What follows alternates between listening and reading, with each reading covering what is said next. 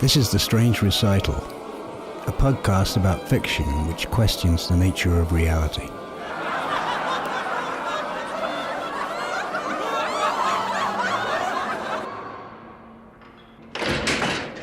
The self-styled philosopher with whom I share this little concrete cage tells me this.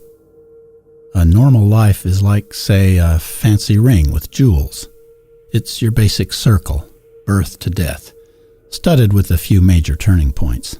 But I've had a lot of time for reading and thinking lately, and I don't agree. I say life is more like a plain gold band.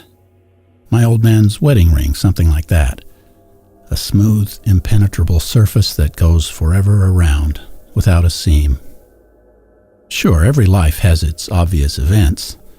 Graduations, weddings, funerals, my day in court.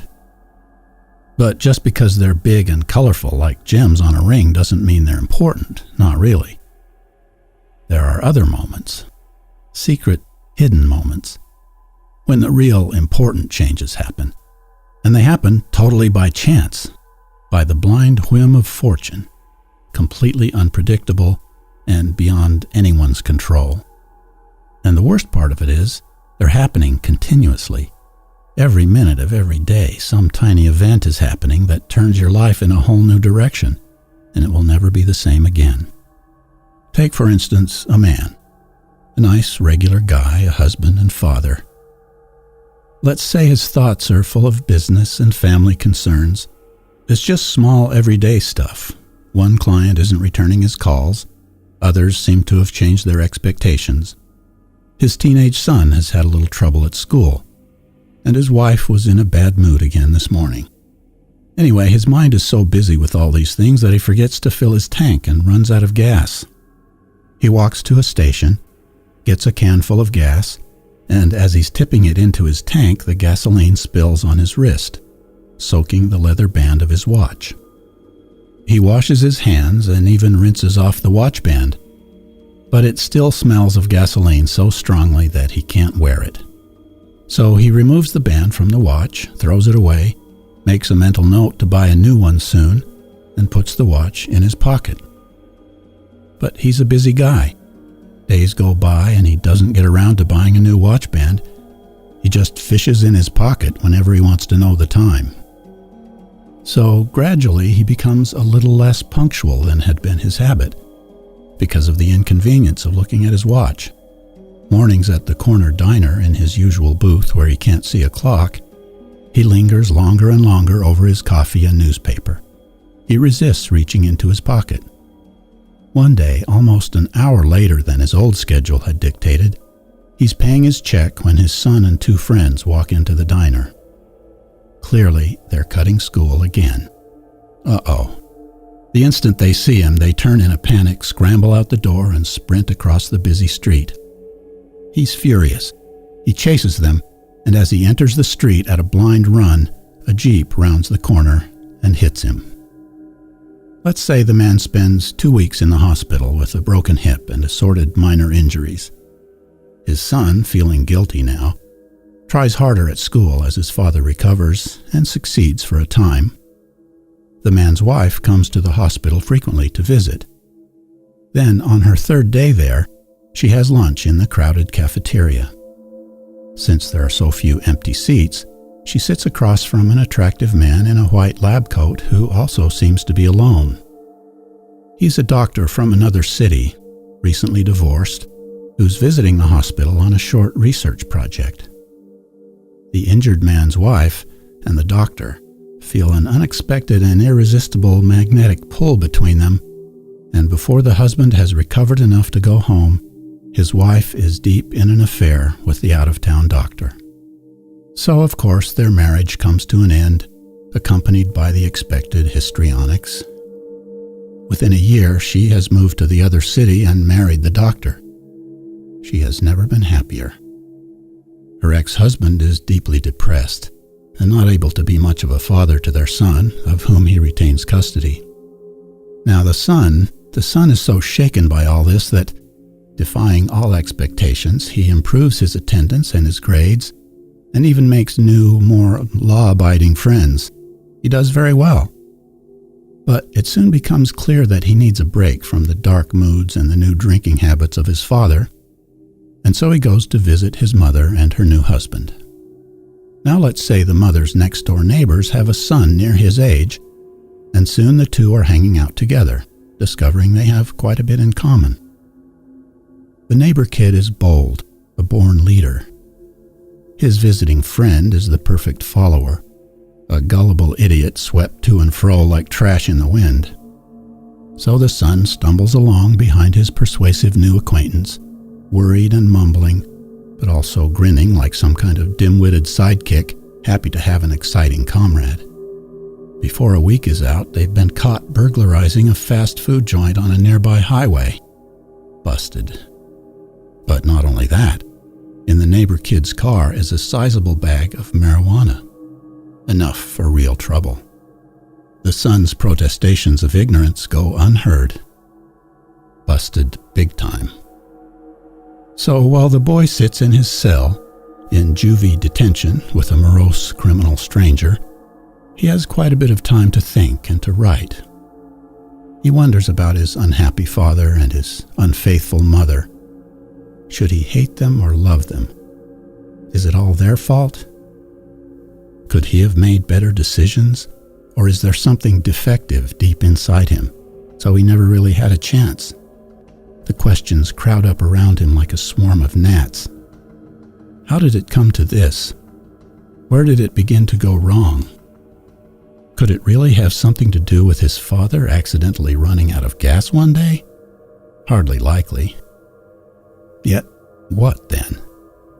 He feels completely stupefied. At what point in a long chain of unseen events could any of them, father, mother, son, have changed the course of their lives? He searches for reasons, for decisive moments, for obvious turning points. There are none. The ring is just a smooth gold circle, refusing to reveal a single answer. Everything happens by the purest mathematics of chance. Plain dumb luck, just where you happen to be at the moment you happen to be there. The ridiculously trivial intersection of times and places. That's all there is. Sure, he thinks fondly of happier times, like wrestling with his dad on the living room floor as his mother laughed and clapped her hands, that year back in grade school when everything seemed to go so well. And he thinks that maybe there could be more of those good times in the future. It's within the realm of possibility, isn't it? Sometimes he thinks that when he gets out, he'll get a gun. Other times he feels revolted by that thought, and dreams instead of writing a famous novel. He has hopes, like anyone would. Hopes.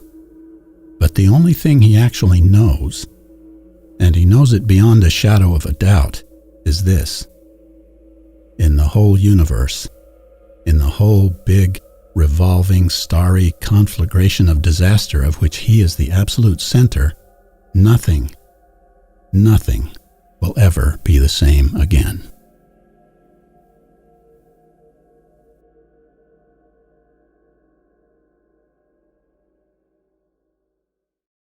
That was Never the Same Again, written and read by Brent Robison.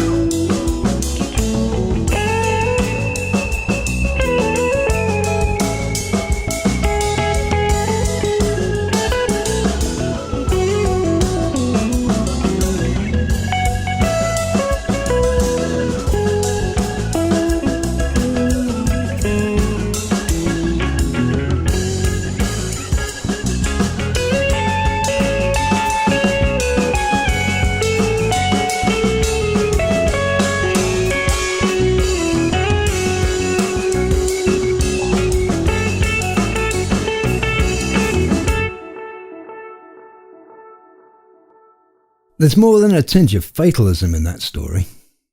Would you say you have a fatalistic outlook on life? You know, people often have a negative response to that word, fatalism. In fact, I once got skewered for this story in a writer's group because, according to them, it was fatalistic and cynical and bleak. But I don't see it that way. Fatalism can be very freeing if freedom is what you need. The word really just means a belief in fate, or that events are predetermined. I don't believe that, but I don't disbelieve it either. Belief systems are just limiting. And it's totally valid to consider whether or not we actually have free will. The case can be made that we don't. Anyway, I think the story is suggesting the power of chance, not fate. But we're still helpless either way.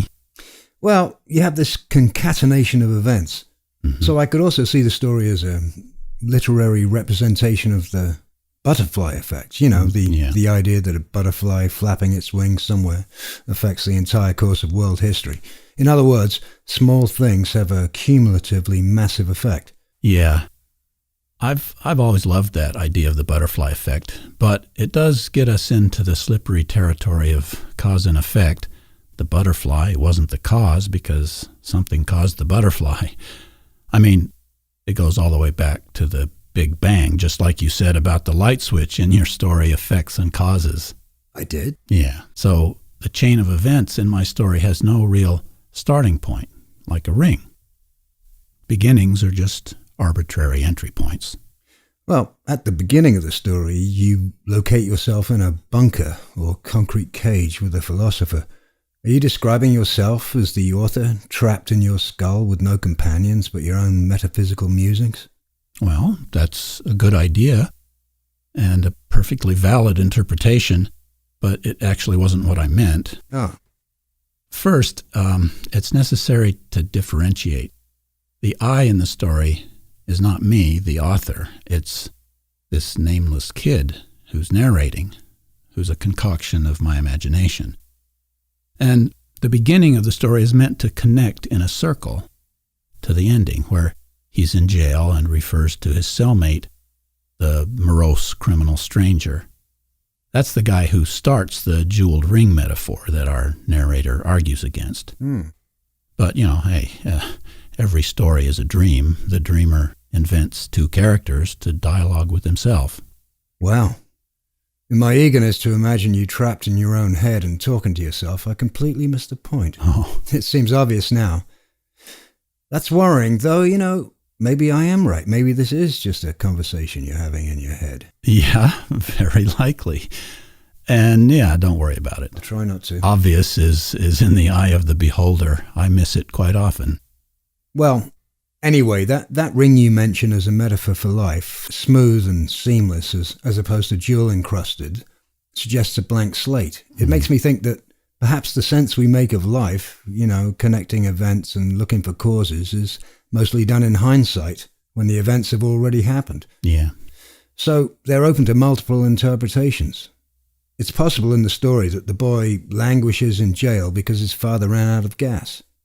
But you could also say he ended up there because he was emotionally damaged due to the breakup of his family. Yeah. And the wife didn't leave the husband because he ran out of gas and ruined his watch strap, but because she was unhappy in the marriage. You alluded to that early on when you said his wife was in a bad mood again this morning. Yeah, those are certainly the more conventional, sort of logical, you might say, or possibly more direct causes. If you're viewing this through the lens of emotion or psychology, which, of course, is not the only lens, but also remember this is narrated by a teenager with all the requisite contrarianism and over-dramatizing and self-pity. He's searching for himself, trying on different philosophical poses. His hindsight is bleak because he's damaged and angry, like we all are to one degree or another. Well, we could add another wrinkle to all this if we postulate that the past and the future don't exist independently from the present. Yeah. They can be seen as different geographical locations on the field of time, which is only the present. It's a physicist's idea that I'm quite keen on at the moment. Yes, so am I. But if that were the case, then All of life would happen at once. Events wouldn't really make a difference. The life of an individual would be mapped out in a way, so that brings us back to fatalism. Full circle, like a smooth gold wedding ring. Yes, I like going around in circles. And I love that image of time as geography, all simultaneous. I think I could blab on about that for a long time, but I'll resist the urge. But while we're on the subject of the story, there's one other thing I noticed. You start off in the first person and then switch to the third, never to return. There's a little interstitial period in between that doesn't refer to any particular person. Maybe that's a technique to ease the transition. It works. I didn't pick up the change at first, and I had to read it a half dozen times before it sank in. So what's going on there? Well, the writer at play is saying, let's try something that's neither first nor third. Okay. Or is both. Mm-hmm. It's really first person posing as third, a little experiment. But then on the character level, the kid is putting on a mask, a way of telling his story while also feeling safe. He doesn't want this to be his story, but it is. He thinks he's disguising himself, but of course he's not. Maybe for a moment the reader or listener isn't sure, but then it becomes clear by the specificity of the detail. And, now I have to assume that I, as the author, must be revealing something here about my own life. Maybe this is why I'm a writer. Who knows? Indeed. Who? Who? Yeah, who does? Yeah, who? You?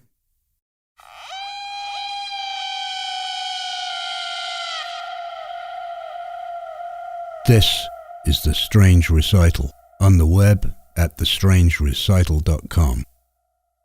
The music you heard on this episode was an excerpt from a track called Hey English by the Matteo and Dugan Band from their album Time to Fly. This is episode 19052.